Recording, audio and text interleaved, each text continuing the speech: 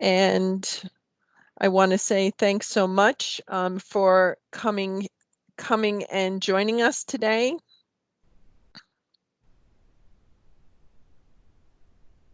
My name is Marianne Snow, and this is a remote work executive briefing that's brought to you by the Remote Nation Institute as well as Sophia. It's really an extraordinary time right now for many of you who, due to circumstances well beyond your control, are finding yourself working at home in ways that you probably never anticipated. And we know that it's hard on everyone, but we're here to help. As I mentioned, my name is Marianne Snow, and as a longtime remote work expert that has deployed a lot of remote work programs for our clients, my goal is to provide you with practical information that you can use not only to get through this, but to up your skill levels so that you can comfortably help your organization build resilience for the future. You may notice that we're choosing to use Microsoft Teams for our broadcast platform. That may or may not be familiar to you, but we've chosen to do this because we do a lot of partner work with different technology companies, and we think it's important that we use the types of tools that you would want to utilize in your organization so that you can become familiar with them. In addition to that, each week we're presenting a 30-minute briefing on a specific topic to share up-to-date information with you and to help you adapt to this new workplace reality. Once we go through the slides, we're going to take questions from the group. So if you do have specific questions, we'll be very happy to answer those questions and to point you in the right direction and get you good information that is going to be helpful to you. So our topic today is really related to remote work etiquette and how do you take the current situation, which is very disconcerting for many people, and create a culture of trust with employees and clients so that you're going to have everything that you need in order to be able to really get productivity in your offices and get things done. So I'm going to go through just a couple of very practical tips. First of all, for getting things done with less misunderstanding, because it's a pretty stressful time for a lot of people right now. And how do you build trust quickly and easily, not only with your team and your colleagues, but also with your clients? Because everything that we're talking about today is something that's translatable, whether you're working with peers, whether you're working with folks that report to you, or whether you're working with clients that are in your business portfolio. And then how do you create goodwill and establish very strong bonds quickly and efficiently in a time that most people are feeling pretty disconcerted by some of the things that are happening to them right now. So the first thing that we're asking our clients to think about, and our clients at this moment are folks that range from retail operations to manufacturing to healthcare to different types of insurance companies, financial service companies, pharmaceuticals, and hospitality companies. So there's a pretty wide range. And the first thing that we're saying to people is don't pretend that this is normal. We are working with new rules here that require us to reprioritize. And whether we're talking about reprioritizing the workload, and this is something that we had talked about in last week's briefing, where what might have been relevant as a work task or a project or even an implementation or a product launch, what might have been relevant 3 or 4 or 5 or 6 months ago may not be relevant today. It might actually work against you if you're going to try and continue down that path. But today we're going to talk about new rules that are are causing people to reprioritize in terms of how they work together, how they interact with each other.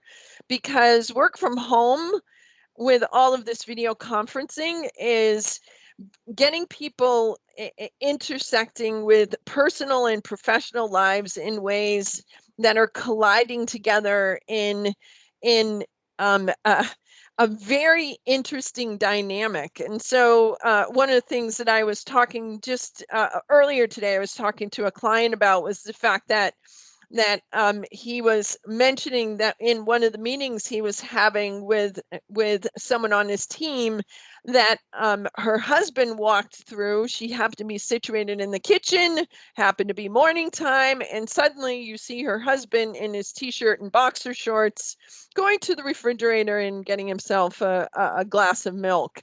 And he didn't realize that she was working. He didn't realize that she was on a video call, and and he didn't realize that he happened to be the main event at that particular point in time.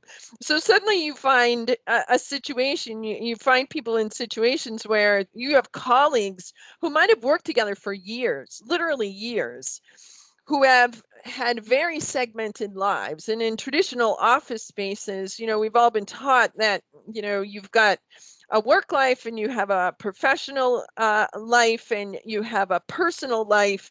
And those things don't generally tend to mix. And yet, when you're talking about the work environments that we have now, colleagues who don't know each other outside of work are suddenly getting glimpses into people's lives in very intimate ways. You're seeing their homes, you're seeing their kids, you're seeing their significant others. And how do you normalize this? And I think that that's been a really important topic. One of our clients who works in a banking situation was presenting on a very high level project, and she had a very senior group, and her 3-year-old came over to her, and because his daycare has been closed, she and her husband are both working from home and trying to juggle very important family responsibilities while they're also juggling professional responsibilities. So in the middle of this very important presentation, she had a 3-year-old who was making faces in the camera. And this was something that she felt a little embarrassed by. She was very uncomfortable with. But the senior leader at the table assured her that this was okay, not to worry about it, told her never to apologize. And these are the types of recommendations that we have for anybody who's trying to manage in these situations. Acknowledge that this is an unusual circumstance, that things are happening to people that are very often out of their control. And then how do you actively work to moderate these circumstances, whether it's an audio call or a video call, and create meeting environments so that you can normalize those disruptions, but also you can keep those disruptions to a minimum. And that's going to be a really important thing. By helping to make it okay and setting up a new work structure that fits the reality, and we're talking about setting up expectations against job requirements, and then applying those job requirements very consistently, but also setting up expectations that are relevant now. And whether we're talking about how you're going to run meetings, whether we're talking about how you're going to interact, whether we're talking about how you're going to communicate, this is a group conversation, a dynamic that has to incorporate empathy for the circumstances that are surrounding the people that you're interacting with. And then once you have those expectations, how do you not only apply them consistently, but as a person managing a group of individuals, how do you then observe people's behavior against those expectations and do your level best to help them to be able to accommodate their work and home life in ways that is really more of an integration? And we think that's an important concept here, folks. Work-life balance, as soon as we all got cell phones, as soon as we all went online, it was already going away. We could check emails over the weekend. We could engage in work activities on off hours. But now we're in a whole new dynamic. Now we're in each other's homes. We're sharing information and details in different ways. And so we're asking our clients to strive for work-life integration and looking for ways to set up expectations so that you can continue work even though you've got people who are trying to accommodate their personal stuff as well. And then as you're observing behaviors, how are you providing balanced and respectful feedback so that as a group you're having discussions and as individuals you're having discussions about what's okay, what's not okay, what's working, what's not working, and then how do you remain flexible and tweak as needed, because this is definitely a situation that requires humor. This is a situation that requires a lot of tolerance for the fact that folks are going through unprecedented circumstances, and you got to acknowledge the fact that your people may be very unused to asking for help. Your performers on your team, the senior people with a lot of experience are feeling uncomfortable, and they might have to ask help from some of the least experienced people in the room who might be more familiar with working from home or these types of technologies. So the situation has really turned things on its head, and things are presenting themselves in really quite unusual ways by allowing for work-life integration. And let's face it, folks, there's no such thing as work-life balance. Hasn't existed for a long time. And in this particular instance, there's no way it's existing. Daycares are closed. Offices are closed. Even essential employees are dealing with circumstances that they didn't anticipate. And how are you preparing to make allowances for those family interruptions? And then focus on the work that's done rather than if people are looking a little more casual than usual. Or, let's face it, we're just at the beginning of this workplace shutdown. We're only at 3 weeks in, and we're, for many of us, depending on your location, you might be looking at workplace shutdowns that may extend into early May, with your children's schedules being impacted possibly for the rest of the school year and beyond. And so this is going to be part of people's reality for a good long time. And so how are you going to think about maintaining a level of professionalism that also empathetically appreciates the fact that we're pretty much all in the same boat right at this particular point in time? Anytime you want to build trust, it's a pretty standard process, and many of you can go through this list and say to yourselves, this seems so commonsensical, and I would argue that that's absolutely true. But I want you to appreciate that in these particular forums, being honest might mean that you're going to have to admit that you don't know something. And even though you're highly competent and you might actually be managing groups of people, or you might be responsible for making high level decisions, being honest may mean saying to someone, I really don't know the answer to that right now. This is very important. We're working with a lot of healthcare organizations, and actually earlier today, I was moderating a virtual town hall for a senior a leader in a healthcare system, where he has to say to people, this is an evolving circumstance and I'm giving you the best information that I have at the time. But if it feels like the story is shifting and evolving, it's because it is shifting and evolving, but I'll always be truthful with you. And sometimes that truthful is acknowledging that you don't know, and sometimes that truthful is acknowledging that the answer that you have for people is not the answer that they'd like to hear. This is a time for role modeling behavior and walking your talk. So if you're asking people to be comfortable with casual, then appreciate it might behoove you to start to also present yourself in ways that allow people the freedom to accommodate the new realities that they're dealing with. And whether that means being the person who goes on video, even if you're not comfortable with video, whether that means being the person who allows yourself business casual when that is not typical for your organization.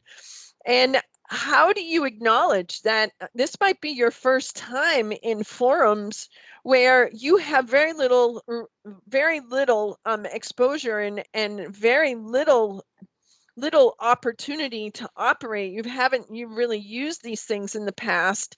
So how do you encourage people by not only acknowledging that you're having a learning curve and also acknowledging that things may not be perfect at first, but you can allow yourself the opportunity to be able to see progress over time, acknowledge that progress over time. So as you're giving people feedback in these circumstances, let them know it's okay that things aren't perfect. Let them know that things are evolving. And as we go along, we're going to get better at this. We're going to learn the lessons.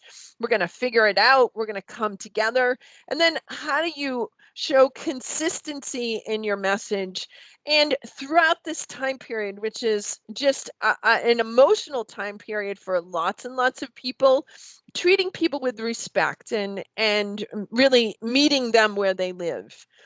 This is a big shift in responsibilities, and it's a big role shift for anybody who's trying to manage in these particular situations, because this is a moment where you're going from if you've been in a traditional office space, you're talking about management tools that were dependent on line of sight and management models that were dependent on your ability to be able to bring people together for ad hoc physical meetings.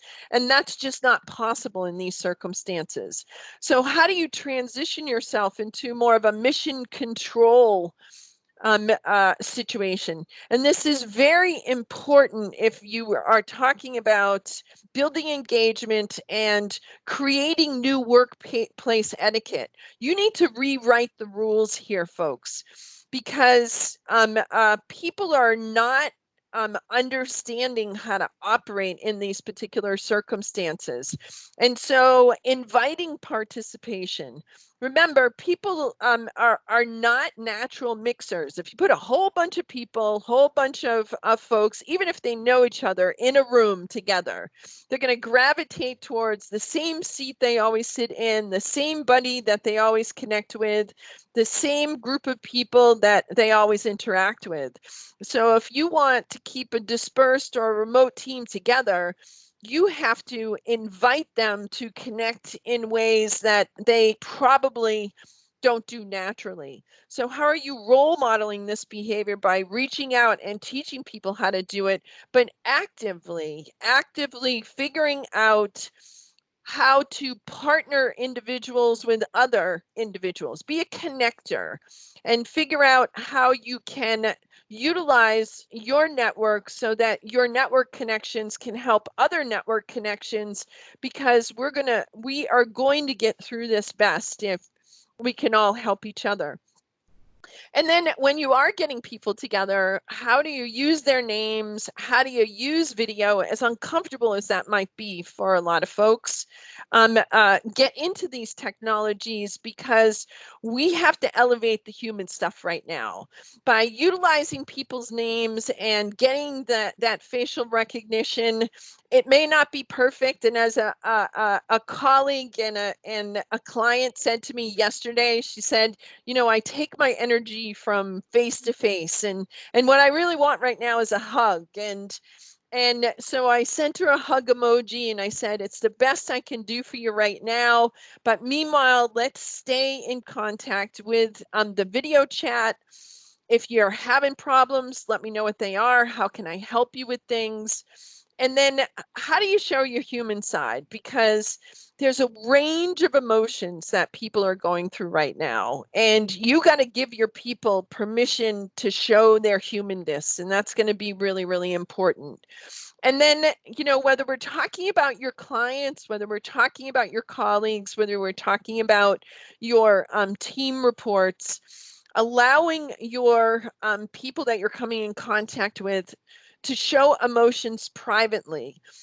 I can't stress to you enough. I have seen folks going through real grief. I've seen people struggling in ways that they never imagined that they were going to struggle. And this is happening real time. They're having good days today and then bad days tomorrow. And sometimes they can have good and bad all in the same day. So how are we going to help each other? And that's going to be really, really important. And so at this particular time, what I'd like to do, because we do have folks on the call that I want to give an opportunity to ask questions. If you do have any questions that you would like to field to me and talk to me about some of the challenge that you have right at this point in time, we would love to to be able to address your particular situation. You can hit me in the chat feature, and I'm happy to be able to address those questions for you. And if you'd like to let me know that you have a question in chat, we can get you unmuted and you can actually get your voice into the conversation. We'd love to hear from you. So anybody have any questions for me?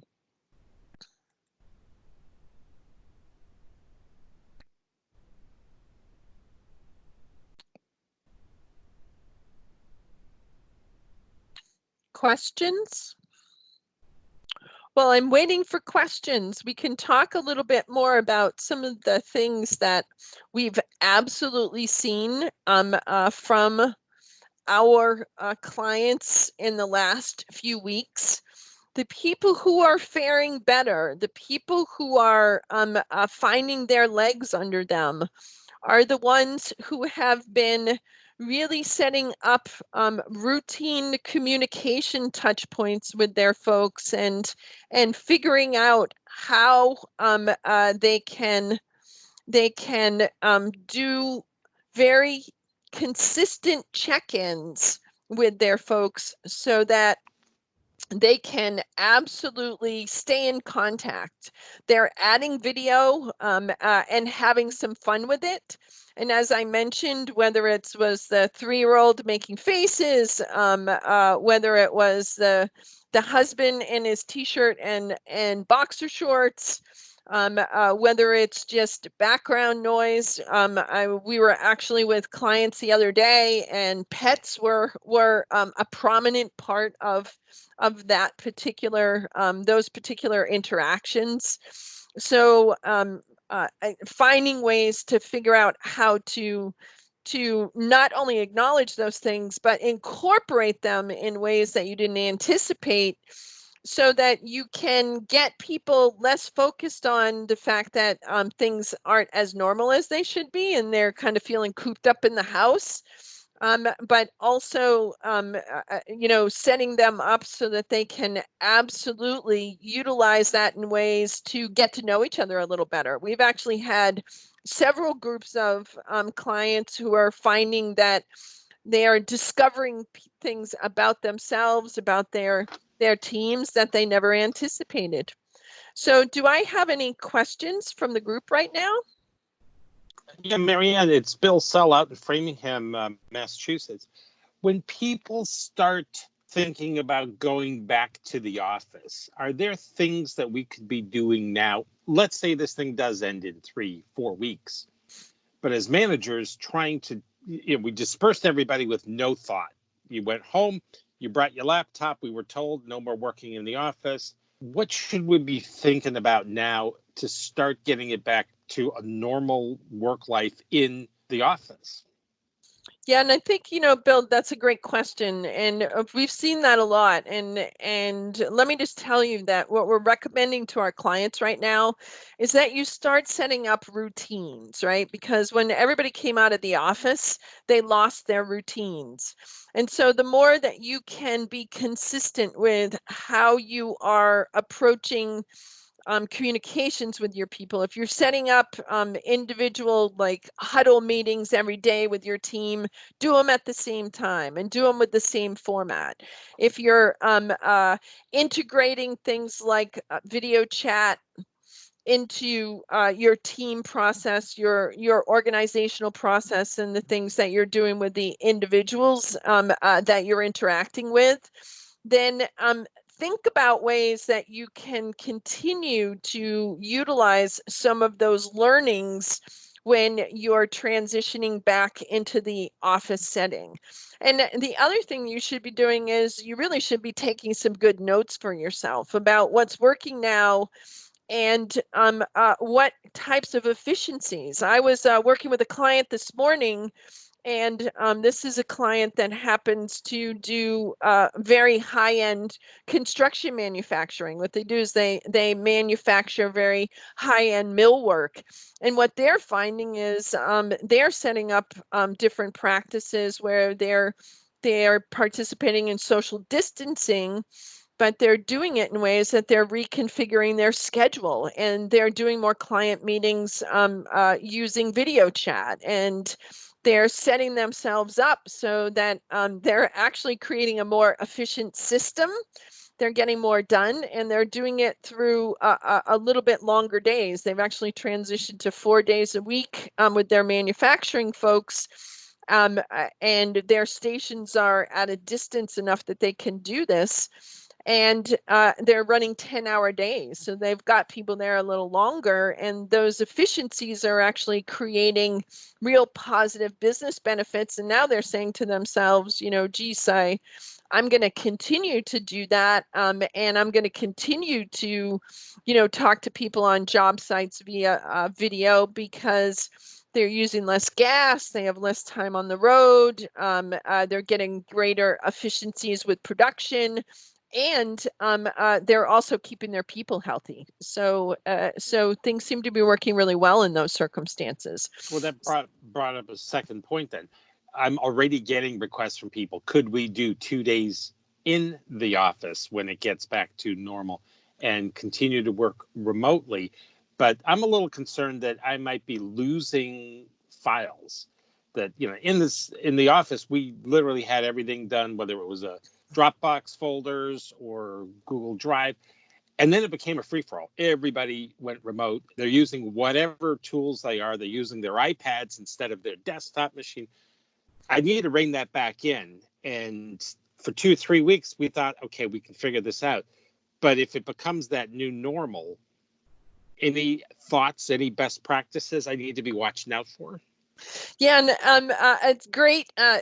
Absolutely great point, Bill. It has been a free for all, folks. For the last 3 weeks, people have been using devices they shouldn't. They've been adopting tools on the fly. They've been really kind of cobbling together work processes that they had never considered before.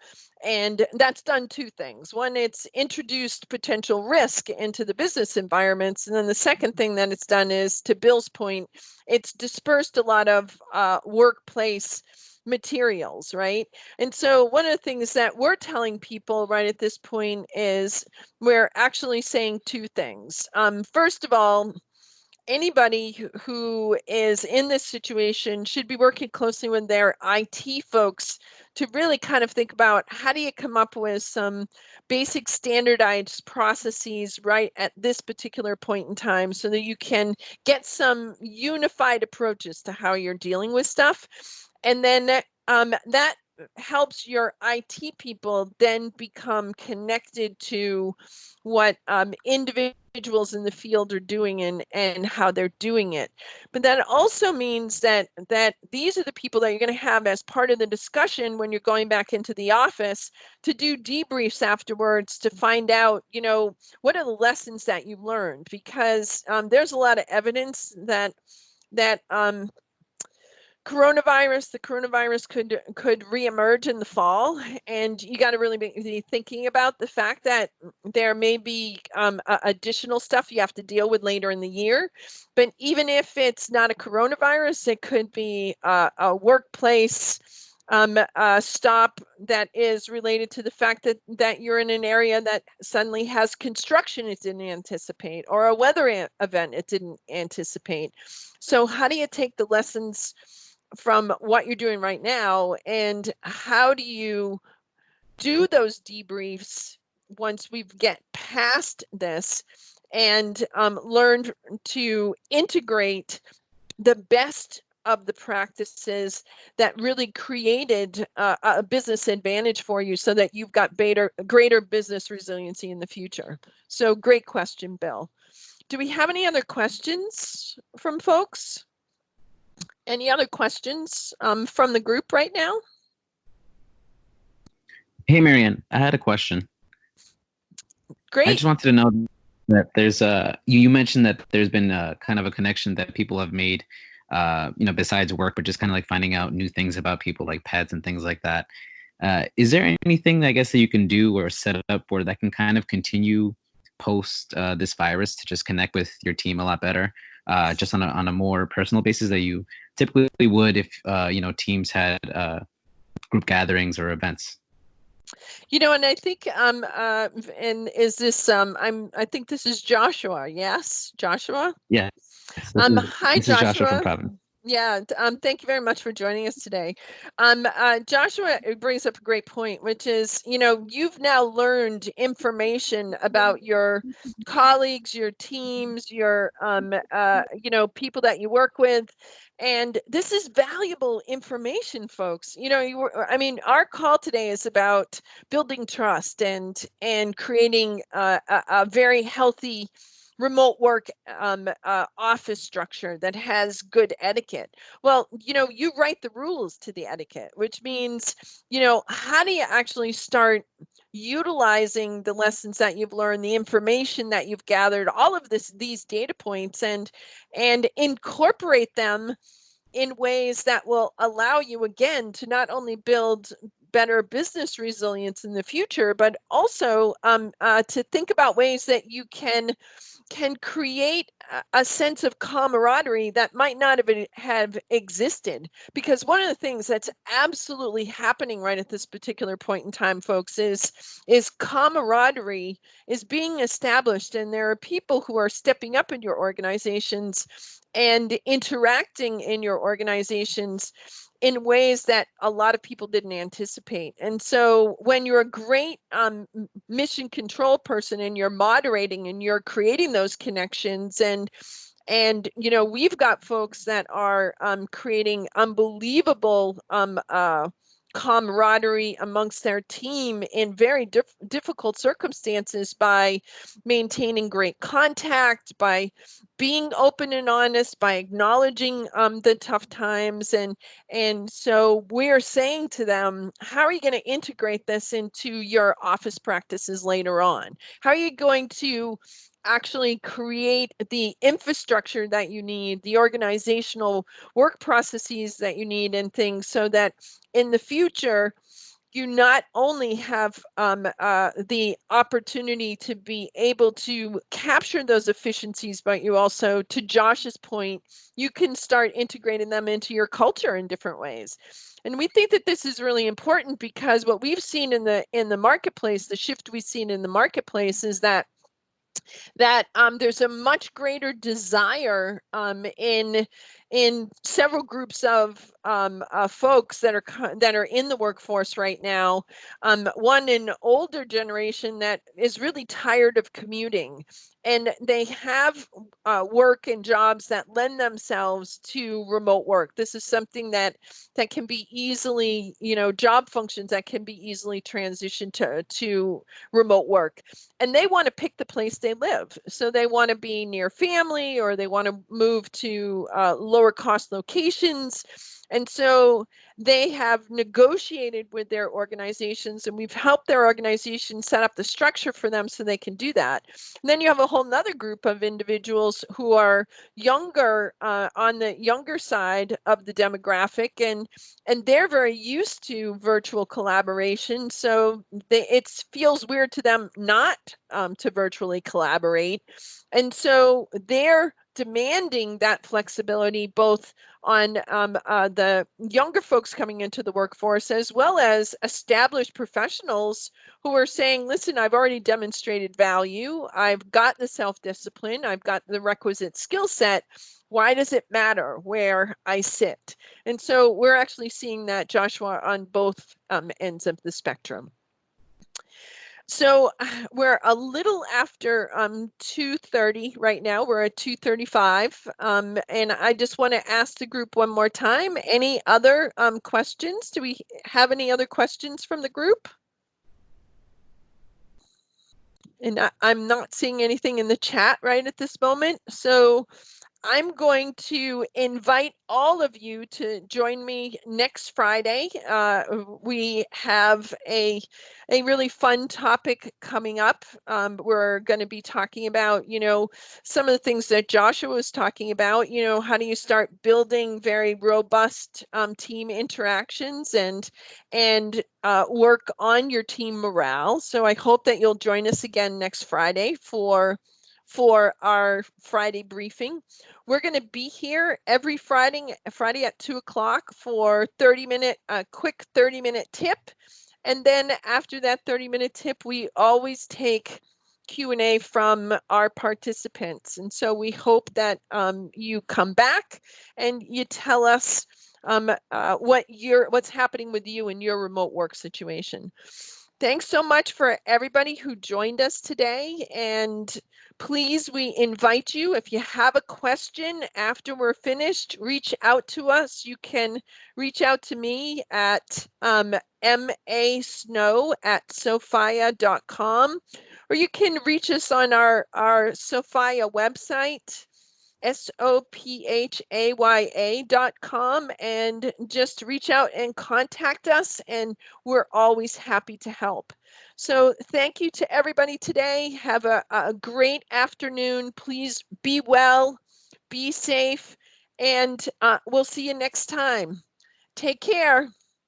Have a very good afternoon. Thank you. Thank you. Bye-bye.